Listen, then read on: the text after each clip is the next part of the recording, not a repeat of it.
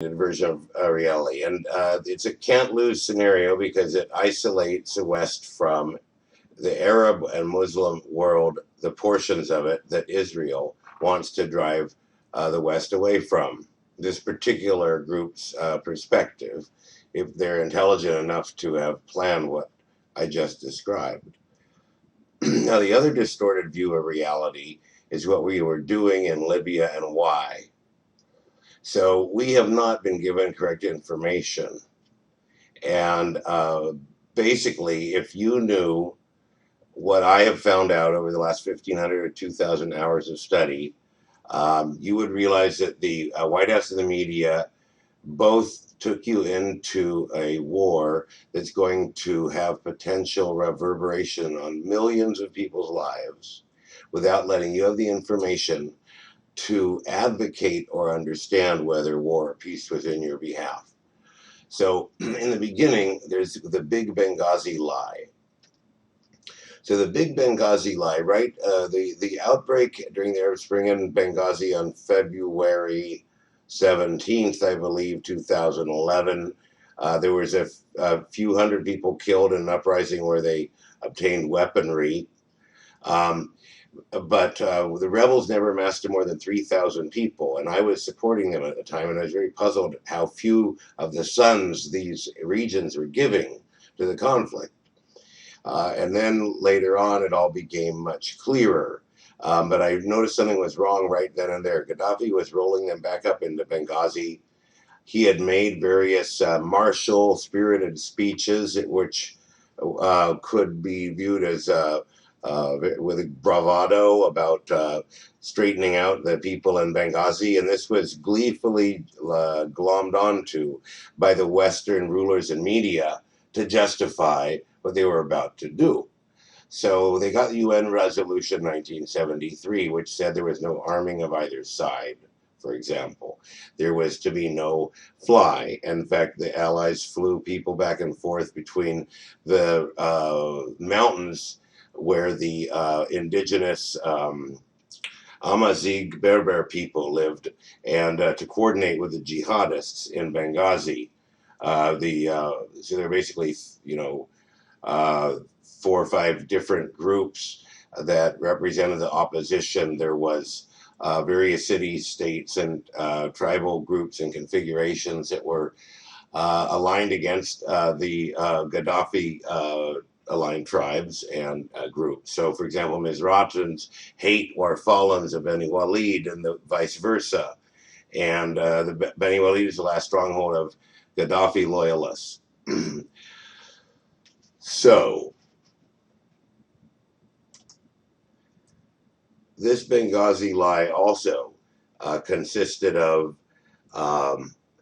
rapidly circulating unverified rumors gleefully. Again, this is like grist for some kind of mill. Absolutely. If you study the papers over the year, they will print any nonsense they could get to discredit Gaddafi and justify the war. So basically what I wanted to show you, you may not be able to see it very well, so I'll just make a red box everywhere. So Benghazi on February 17th, I believe, that was the day of the uprising. We were never told the background on Libya. We were never told Libya had the highest standard of living in Africa, that actually Gaddafi did have support, that actually we were in league with Saudi Arabia and Qatar, who were pushing a very virulent form of anti-women Islam, and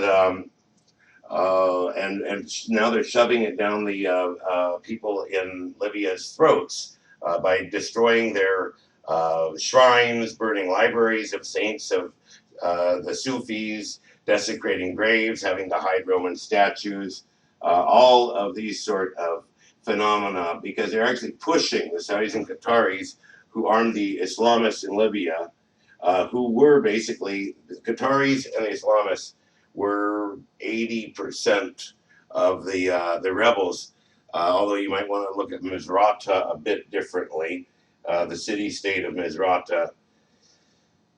Okay, so Benghazi broke out. When we made the decision to put in UN 1973 resolution to create a ceasefire and a no-fly zone to lead to peace talks, the background is we were never told a number of important things about Libya, which, if you stay tuned and I describe to you, you'll realize we had to know, regardless of how you feel about the facts that are not being discussed, meant what is about to be described.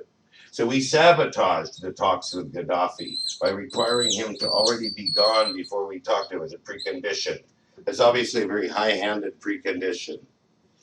A very high-handed precondition that is meant not to encourage peace, but absolute obedience and surrender and prostration, as you still may be killed and jailed, or your destruction.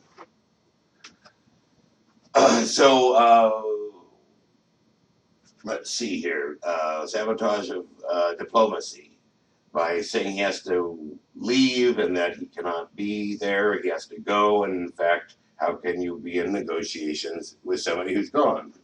And this put into the balance peace and conquest as the two options for the U.S. after UN 1973 was enacted. And instead of choosing a path of peace, which is one where you're not in total control, because you don't have a gun right up to their head at that very second, you would have to at least ready the weapon. But the advantage of peace is no one gets killed, and you can always start a war anytime you want. But this was not tried. Anybody who says it was is full of it. But the funny thing is that, I thought these people were evil, but I think a lot of them actually believe their own bile. So the question is, the decision to go into war mode has created horrible blowback. And so I will go through the blowback articles. So first of all, if you should have any doubt that the Libyans were ready to negotiate elections immediately by June. This came out on July 3rd of last year, 5 months before his dad died, roughly, 4.5. Lui qui promet de bâtir une nouvelle Libye, se dit ouvert aux négociations avec l'OTAN et les rebelles depuis plusieurs semaines. You want democracy? On est prêt. You want democracy done. You want election done. Vous voulez des élections? On est prêt. Vous voulez quoi? Une nouvelle constitution? New constitution done. Un cessez-le-feu? On est prêt. Mais vous refusez tout le temps. There were reformists such as Saif al-Islam in Libya prior to this uprising. But let's not get caught away from ourselves.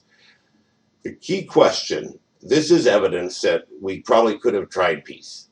And I maintain we didn't. And the South African protester that I saw actually put it best in my mind. He said, the West is bloodthirsty. They can only understand violence. They do not understand diplomacy. And this did seem to be the case.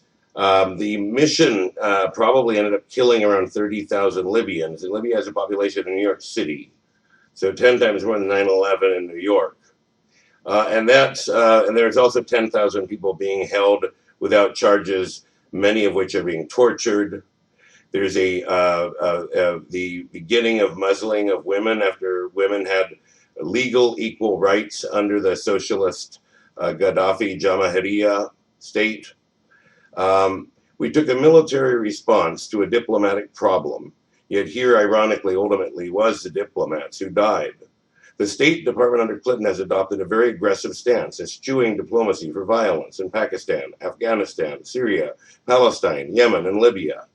Was it arrogance or ignorance? And also ironic is that Gaddafi himself came to power in a bloodless coup, when for us to achieve this change nearly destroyed their country. So Gaddafi actually just drove a tank in 1969, apparently, into the king's quarters and demanded he abdicate, and he did so. And this, incredibly, seems to be an actual truth. And then there was a young officers' circle that was very popular until about 1975 that drove literacy up sharply, every metric of sharply. Libya was not a poor country. It was a police state, uh, I would hazard to say. They had a small prison population, a quarter of the U.S. incarceration rate. Will the West ever take responsibility for the consequences of its violent, diplomacy free humanitarian intervention? How is dropping bombs humanitarian? How is the big lie of a hypothetical massacre in Benghazi that might have taken place justification for the events that have transpired? In actual fact, the passing of UN Resolution 1973 is not really the issue. The issue is the abuse of the resolution. The idea of halting hostilities at the edge of Benghazi is a separate issue one can debate. But this issue is one of taking a resolution designed to lead to peace and forcing it to go to war. So, who made this decision?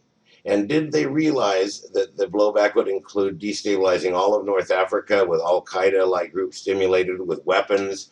The Tuaregs turned out of Libya, who were actually, the Tuaregs were, Gaddafi had more broad based support than people think, because actually, the Tuaregs were not even in my list of pro Gaddafi units. I mean, all of these other guys down here in the southwest were pro Gaddafi practically, except for the Tuareg. And here they were ending up aligning with him after the NATO intervention. This area was not at all allied to Gaddafi. And here Beni Walid is holding out. It turns out the people who held up the airport a couple of months ago were, in fact, Gaddafi loyalists. They penetrated the intelligence service. They've done bombs.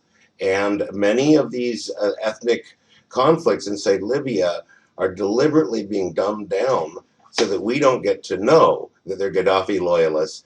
Nobody with actual training gets to examine this information and say, these people are traditionally allied with Gaddafi or currently are. Nobody knows. They're just two different tribes. And so we have to go out and scrape this information off. It's just shameful, because the key bedrock issue for the Libyan future, from a stability point of view, regardless of your feelings about the intervention, which 10 out of 10 Arab countries all opposed when polled by Gallup, which didn't even bother to poll Libya. But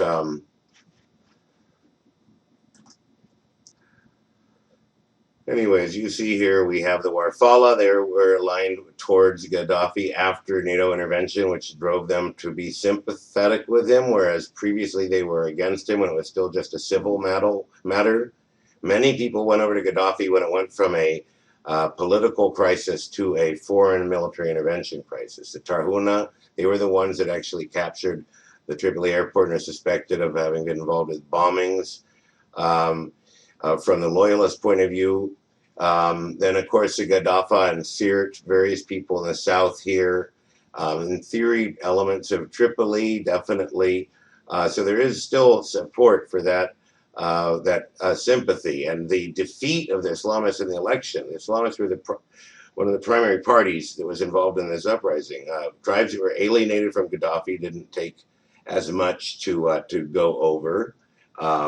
The other aspect were the remnants of the Libyan Independent Fighting Group. The Libyan Independent Fighting Group were Islamic extremists that waged a bitter civil war in Libya, and Saif al-Islam released them. And then they ended up, ironically, killing his father, or certainly enabling it. So this has been the document I've been maintaining on blowback consequences of this decision to militarize rather than treat diplomatically the UN 1973, which I put over, I hope this thing will move over here, as this tree here, peace and conquest. And so we chose conquest. And so what are the consequences of this? So in terms of background, I described here that Libya Let's see if I can get to it. Well, let's just stay at the high level. I'll just reel off one item here. Okay, that's the UN resolution. This I have posted on Microtopia. I'll put the link in the article description. So this shows the human development of Libya. Libya is green. It exceeds the baseline of high human development, exceeds all countries in Africa.